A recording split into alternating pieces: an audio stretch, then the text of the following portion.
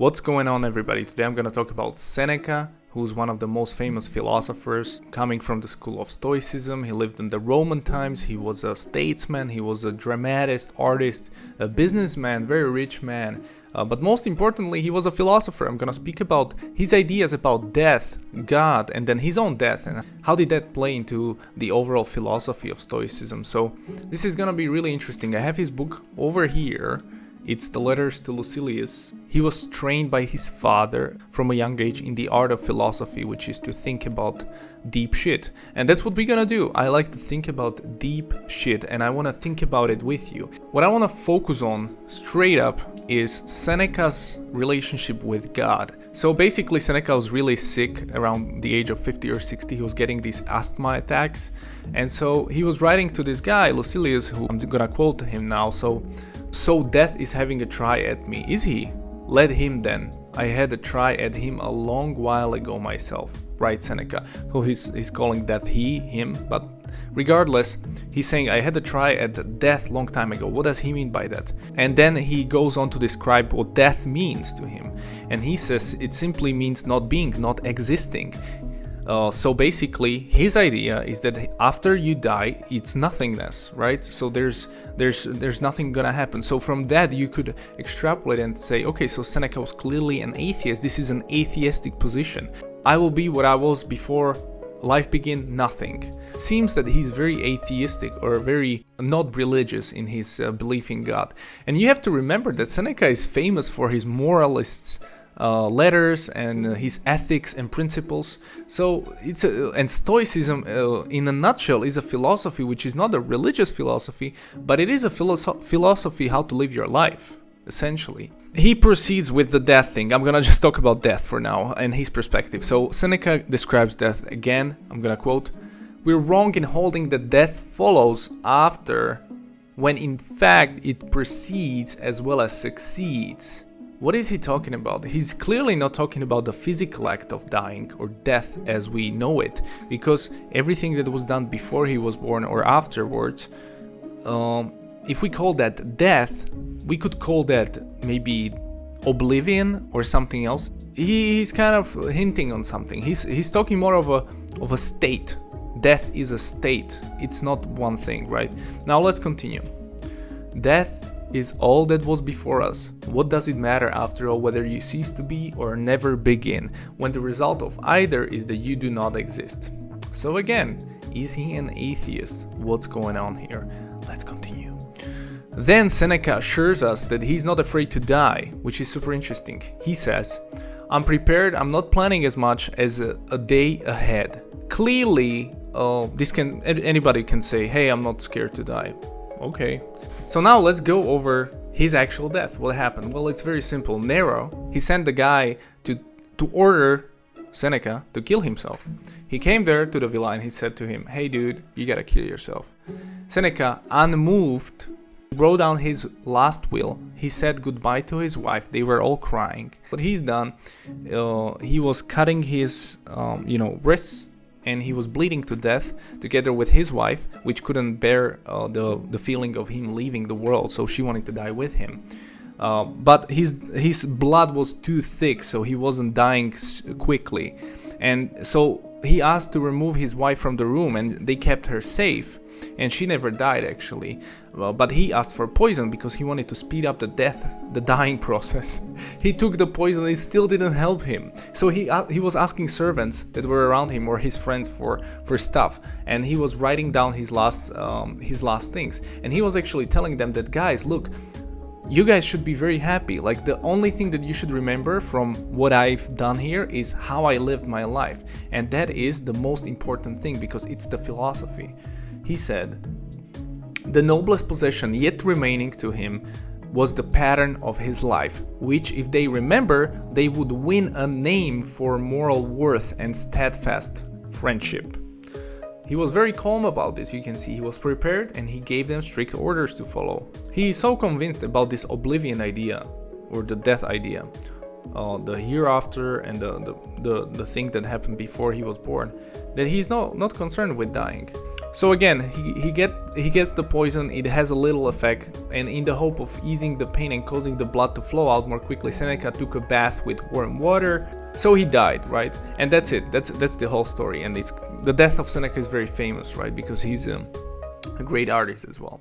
And so now let's go back into what we were discussing before. And now let's focus on the God aspect of this whole thing, because it's kind of confusing. So as you can see in the end, he never prayed, he never talked about God, he never said anything about religion. Did Seneca believe in God?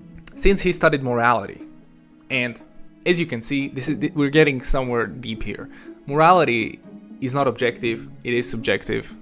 And if we talk about objective morality, that means something that is objectively true, something like murder, you shouldn't murder. Since he was a moralist, an ethics guy, he was also a theologian by nature, because you must deal with the aspect of God, because everything comes to that. Because if you're working from the first principles, and if you go back to, okay, well, who defines morality?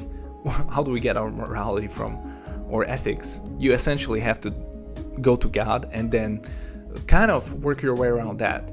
Basically, in his work, he doesn't really focus on God. He focuses on ethics and morality. That's all what he's doing. He never discusses God, but there are hints. He's mentioning a reference to God multiple times. This is one of them.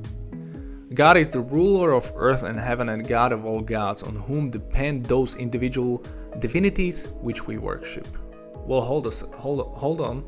Then he proceeds to identify God with the universe. When he's asked, what is God? He asks, the universe, visible, invisible. Nothing is hidden from God. He is present in our minds and can enter into our very thoughts. This is very similar to the original Christian God, right? Or you can call him Allah, even in the Islam. He is all-knowing. He is all visible, invisible. And the most important part of this sentence is, he's God of all gods, on whom depend those individual divinities which we worship. The part of the sentence which is the most trickiest is, on whom depend those individual divinities. So that means he's independent, right? Because if you have a dependency, or you can call this dependency argument, where let's say this book depends on the printer, this pen depends on somebody who manufactured it, that guy depends on breathing, that depends on the sun being there, whatever. It's all depending on something. It goes back to God. When he's saying everything depends on that thing, but that thing cannot depend on something, because from a logical perspective would be a logical fallacy. So then the God must be independent. He then proceeds to say, if you wish to call God fate, you will not err, for he is the cause of causes on which all things depend. And he's saying that he is the cause of causes, which means that he cannot be caused by something else, because he caused them. Again, he's out of our probably universe, he's independent, on which all things depend. All things depend on him, he doesn't depend on anything. Again, very, very interesting argument. And very theological argument, right? So again, this would tell you, like, okay, he was convinced that God exists. There is no question that this would be said by an atheist. But then we find a really cool contradiction. He says, death interrupts life. It does not take it away. That day which you dread as the last is the birthday of an eternal existence. Wait, hold a second, Seneca. So are you talking about the oblivion thing now? Because before that, you were talking about death. And that death is nothingness. There's nothing gonna happen. And now you're saying it's the birthday of an eternal existence. Oblivion. So now, hold on. Is he saying that there is an eternal existence? Or is he saying there is nothing? Now, it's not clear, right? Again, he then goes on to talk about some abstract kind of things about God, where he says there's no room for nation of transcendence. God is literally the all of existence, the universe, seen and unseen. There's no God in terms of Jesus Christ, or it's a human being, or there's no God like whatever. It's all, it's nature, it's everything. That's all it is, right? As a philosopher and scientific thinker, he describes God as all-knowing, independent, rational, supremacy, uniform, with the great moral system, okay? It's a moral perfection. So as close you can get to that, then it's gonna be virtue, that you will achieve, which Socrates talks about as well. There's also an interesting idea where Stoics argue that human beings have predisposition to believe in God, which in Islam, if you study Islam, you can find that. It's called fitra.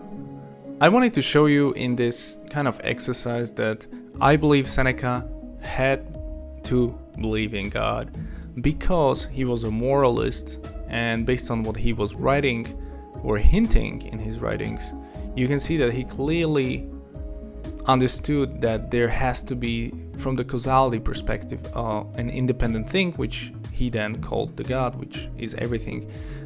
So his concept is really interesting, and because he was moralist, he understood that the only way I can create probably the objective morality arguments, I have to go to God, because otherwise morality can be changed, right? And if I want an unchanged morality, something that is true eternally, that can only be done through the God argument. It's kind of hard to do it with humans because our morality is evolving, right? So the real question is, maybe even for you guys, maybe you can tell me. I'm very curious. I'm not saying I'm right, but how can we get morality without God? I know this has been debated forever, but how can we do that?